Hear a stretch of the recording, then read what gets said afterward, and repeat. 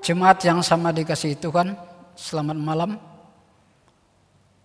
Dalam ibadah kita pada malam hari ini, Selasa 19 Mei 2020, kita akan melandasi pertemuan kita pada malam hari ini lewat pembacaan dan perenungan firman Tuhan.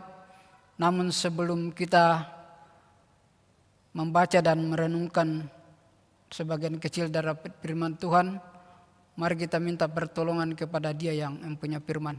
Mari kita berdoa. Bapa dalam surga, Bapa yang telah bangkit di dalam dan melalui Tuhan Yesus, Tuhan dan Malis kami. Dalam ibadah kami pada malam ini, Selasa 19 Mei 2020, dalam ibadah rumah tangga, kami akan membaca dan merenungkan kebenaran firman-Mu. Tetapi siapakah kami ini? Kami adalah manusia yang penuh salah dan dosa, secara khusus hamba-Mu. Kami tak mampu untuk merenungkan kebenaran firman-Mu. Oleh karena itu Tuhan, biarlah Roh Kudus-Mu menolong kami, sehingga kebenaran firman-Mu yang akan tersampaikan pada malam hari ini boleh menjadi bekal dalam kehidupan kami di masa-masa yang akan datang. Berkati bagi yang berkata-kata maupun yang mendengar, sehingga kebenaran firman-Mu yang kedengaran pada malam hari ini boleh menjadi rema dalam kehidupan kami. Kuasai kami dengan kuasa Roh Kudus-Mu, dan berfirmanlah Bapa dari tahta kemuliaan-Mu. Anak-anak-Mu siap untuk mendengarkan kebenaran firman-Mu. Dalam Yesus Kristus yang adalah firman yang hidup, kami datang dan memohon kepada Allah Bapa di surga. Amin. Jemaat yang sama dikasihi Tuhan,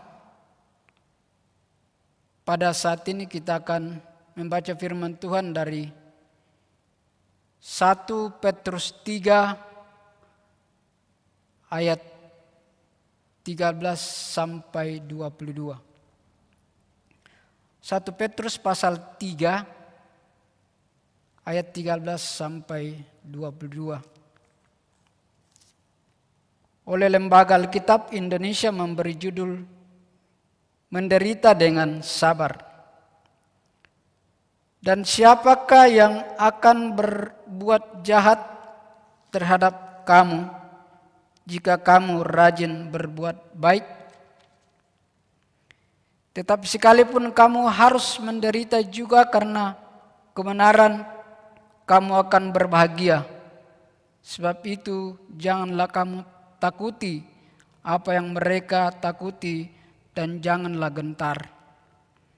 Tetapi kuduskanlah Kristus di dalam hatimu sebagai Tuhan, dan siap sedialah pada segala waktu untuk memberi pertanggungjawab kepada tiap-tiap orang yang meminta pertanggungan jawab dari kamu tentang pengharapan yang ada padamu, tetapi haruslah dengan lemah lembut dan hormat, dan dengan hati nurani yang murni, supaya mereka yang menfitnah kamu karena hidupmu yang saleh dalam Kristus menjadi malu karena fitnaan mereka itu. Sebab lebih baik menderita karena perbuatan baik, jika hal itu dikehendaki Allah, daripada menderita karena berbuat jahat. Sebab juga Kristus telah mati sekali untuk segala dosa kita. Ia yang benar untuk orang-orang yang tidak benar, supaya ia membawa kita kepada Allah. Ia yang telah dibunuh dalam keadaannya sebagai manusia, tetapi yang telah dibangkitkan menurut roh. Dan di dalam roh itu juga ia pergi memberitakan Injil kepada roh-roh di dalam penjara, yaitu kepada roh-roh mereka yang dahulu pada waktu Nuh tidak taat kepada Allah, ketika Allah tetap menanti dengan sabar waktu Nuh sedang mempersiapkan bahteranya, di mana hanya sedikit, yaitu 8 orang yang diselamatkan oleh air bah itu. juga kamu sekarang diselamatkan oleh kiasannya, yaitu baptisan.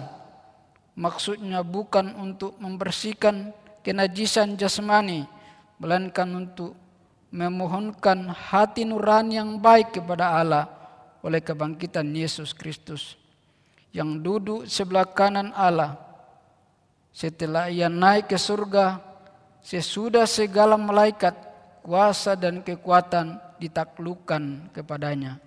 Demikian firman Tuhan. Jemaat yang sama dikasihi Tuhan, selamat malam dan shalom. Untuk diketahui bahwa pada minggu ini kita telah memasuki Paskah yang ke-6 dan merupakan Paskah terakhir, dan tanggal 21 Mei kita akan merayakan hari kenaikan. Paskah kita hitung mulai dari 12 April, 19 April, 26 April, 3 Mei, 10 Mei dan hari ini 17 Mei. Dan tema kita sepanjang pekan ini ialah memproklamasikan Allah yang hidup kepada segala bangsa. Jemaat yang sama dikasihi Tuhan, kita tahu bersama bahwa Negara Kesatuan Republik Indonesia diproklamasikan kemerdekaannya oleh Bapak Proklamator Indonesia, yakni Bapak Soekarno Hatta pada 17 Agustus 1945. Sejak proklamasi dibacakan, bangsa Indonesia menjadi bangsa yang merdeka dan tidak lagi dijajah oleh sekutu Jepang atau Belanda.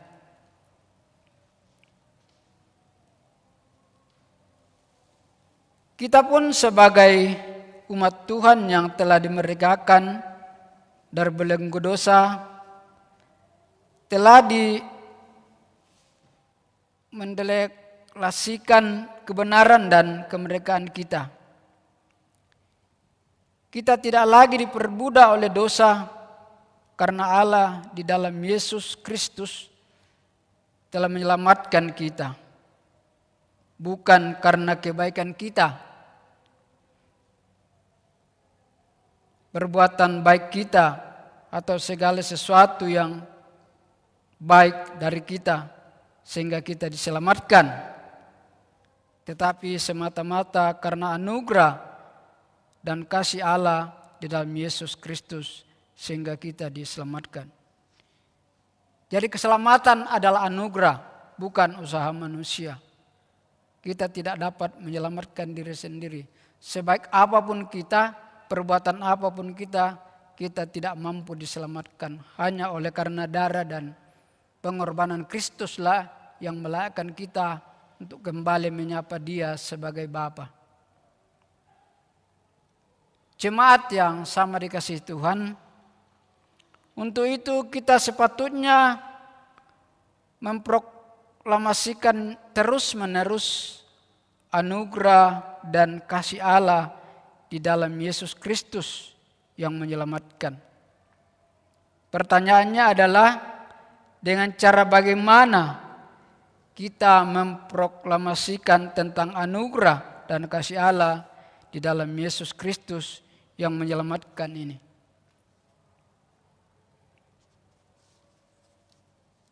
Jemaat yang sama dikasihi Tuhan, jawabannya adalah dengan menjadikan hidup Tuhan Yesus sebagai teladan dan sumber ketahanan iman kita. Orang yang percaya, terlebih kita harus menderita karena kebenaran. Akhir-akhir ini dan sampai saat ini kita mengetahui bahwa kita ada dalam suatu masa yang menjadi pergumulan kita sebagai masyarakat, sebagai bangsa, bahkan dunia dengan adanya pandemi COVID-19. Tapi kita yakin dan percaya bahwa apa yang terjadi itu sepengetahuan Tuhan. Dan Tuhan punya waktu dan kehendak untuk menyatakan akan apa yang sedang kita alami. Bapak Ibu yang sama dikasihi Tuhan, penderitaan dan kematian Kristus tidak saja merupakan sumber bagi keselamatan kita, tetapi juga menjadi teladan yang harus kita tiru. Ia rela menderita bahkan berkorban bagi orang-orang yang tidak benar, meski dirinya benar adanya. Tubuhnya dapat dibunuh, tetapi rohnya tidak. Itu sebabnya ia bangkit, naik ke surga, dan dari sana memerintah segala sesuatu. Kesediaan Kristus untuk menderita dan kemenangannya ini menjadi motivasi dan kekuatan bagi orang Kristen yang menderita. Berarti apa yang ingin ditekankan oleh penulis surat Petrus dari Kristus ialah teladan, kemenangan dan dampak positif dari kematiannya.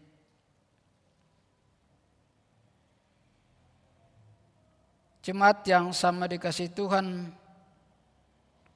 bagian ini tidak mengajarkan bahwa sesudah kematian orang masih berkesempatan untuk bertobat dan diselamatkan. Ya, artinya bahwa tidak ada lagi pertobatan setelah kematian. Hidup di dunia ini adalah hidup yang diberi Tuhan untuk kita bertobat, dan manakala Kristus datang kedua kali, pertobatan tidak ada lagi. Karena yang ada adalah penghakiman. Karena Kristus berkata manakala dia datang kedua kali, dia datang bukan lagi sebagai juru selamat, tapi dia datang sebagai hakim yang adil untuk memberikan upah bagi orang-orang yang setia, beriman dan bertekun dalam kehidupannya.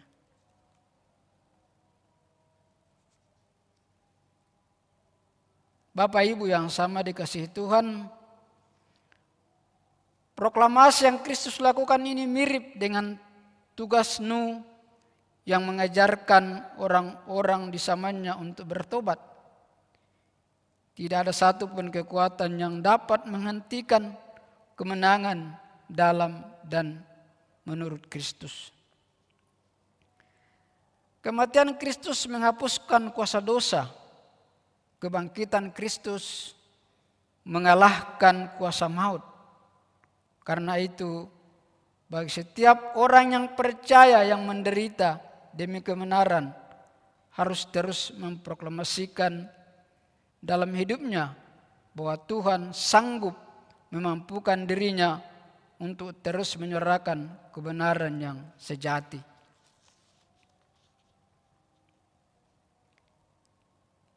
Inilah pemberitaan yang benar, proklamasi sesungguhnya tentang Allah yang hidup dan terus berkarya di antara seluruh bangsa di dunia, agar dapat mengenalnya dengan sungguh-sungguh, maka hiduplah secara benar di dalam Yesus. Setiap orang yang percaya memiliki fungsi dan tanggung jawab yang sama untuk memberitakan Kristus yang bangkit dan kepastian melalui cara hidup beriman kepada dunia, sehingga dunia dapat melihat dan percaya Allah yang hidup terus berkarya di dalam dan oleh Kristus, serta tuntunan kuasa Roh Kudus. Biarlah kebangkitan Yesus yang kita rayakan menyemangati kita untuk memberitakan Allah yang hidup bagi seluruh bangsa. Karena Yesus Kristus sudah bangkit secara vertikal, kita berdamai dengan Tuhan Allah. Dosa kita diampuni, jiwa kita diselamatkan, dan mengalami hidup yang baru di dalam Tuhan. Secara horizontal kita berjuang di dalam dunia menjadi saksi kebangkitan Kristus. Tidak ada satupun yang dapat menghentikan kita memproklamasikan Allah yang hidup. Mari terus menyuarakan kebenaran yang sejati Ia setia menjaga dan melindungi kita. Amin. Mari kita masuk dalam doa syafaat. Kita berdoa. Ya Tuhan Allah Bapa kami yang bertahta di dalam kerajaan surga, terima kasih atas penyertaan-Mu pada malam ini sehingga kami boleh beribadah di rumah tangga kami masing-masing. Kami memuji dan memuliakan nama-Mu. Kami ada di tempat ini bukan karena kuat dan hebat kami, namun itu semua karena berkat kasih kepada kami. Pada kesempatan ini kami berdoa bagi jemaat-Mu di Gereja Pok Lahiroi yang sedang mengalami sakit atau pemulihan. Kiranya Engkau sertai mereka dimanapun mereka berada. Berikan mereka kesembuhan sehingga mereka dapat berkumpul kembali bersama untuk memuji dan memuliakan nama-Mu. Tak lupa juga kami berdoa bagi saudara kami yang sedang berulang tahun atau ulang tahun pernikahan. Kiranya Engkau saja yang menyertai mereka di usia baru mereka, serta mereka dan jadikanlah mereka pribadi yang takut akan Engkau dan terus memuji dan memuliakan nama-Mu. Pakailah mereka seturut dengan kehendak-Mu saja, ya Bapa. Ya Tuhan, kami juga berdoa bagi pelayanan gereja-Mu, kostor, tata usaha, pengurus kategorial, penatua diaken, gembala sidang, bahkan seluruh anak-anak-Mu yang memberi diri dalam pelayanan jemaat-Mu di sini. Kiranya Engkau sertai setiap kegiatan yang direncanakan. Kiranya Engkau memberi kelancaran. Kiranya setiap apa yang dilakukan di tempat ini dapat menyenangkan hati-Mu dan menjadi berkat bagi sesama. Kiranya anak-anak-Mu dapat melayani Engkau dengan kesungguhan hati dan bukan karena paksaan. Biarlah apa yang mereka kerjakan dapat menyenangkan hati-Mu dan dapat menjadi persembahan yang harum bagi hormat dan kemuliaan nama-Mu. Kiranya juga Engkau sertai warga sekitar di tempat ini, agar kiranya mereka dapat terus mendukung setiap kegiatan yang kami lakukan. Tidak lupa juga Tuhan, kami berdoa bagi jemaat-Mu yang ada di tempat lain. Kiranya Engkau memberikan kasih dan penyertaan-Mu selalu kepada kami semua. Berkati keluarga, pekerjaan, bahkan pendidikan yang sedang kami tempuh. Bagi jemaat kami yang membutuhkan pekerjaan atau yang sedang merindukan pasangan hidup, kiranya Engkau saja yang setia dan berikan karena Engkau tahu apa yang kami butuhkan. Kiranya Engkau juga memberkati bangsa dan negara ini. Engkau memberkati pemerintah kami mulai dari yang tertinggi hingga yang terendah. Kiranya kuasa-Mu nyata di tengah-tengah pemimpin yang memimpin bangsa dan negara ini. Kiranya juga Engkau memberikan kedamaian dan keamanan kepada bangsa ini dan negara ini. Bagi negara Indonesia bahkan seluruh dunia yang sedang berjuang melawan virus corona. Ada banyak yang telah terinfeksi virus corona. Tolonglah kami ya Tuhan, sembuhkan dan pulihkanlah mereka. Bagi kami yang masih diberi kesempatan untuk melanjutkan hidup ini, berikan kami hikmat agar dapat mengikuti himbauan para pemimpin kami untuk tetap tinggal di rumah dan menjaga jarak, menjaga kesehatan dan kebersihan. Kepada para dokter, perawat, tim medis, bahkan semua orang yang berempati dan solidar dalam mengatasi virus ini, Tuhan mampukan mereka. Berkatilah sehingga segala bentuk pengorbanan mereka mendatangkan berkat dan kesejahteraan dalam hidup umat-Mu. Bapa, masih banyak perkara hidup yang kami mohon kepadamu. Tapi kami yakin dan percaya bahwa sebelum keluar dari bibir kami, Tuhan yang mengetahui. Oleh karena itu Tuhan, berikanlah apa yang menjadi pergumulan kami seturut dan sesuai dengan kehendak-Mu. Dalam nama Tuhan Yesus kami berdoa. Amin.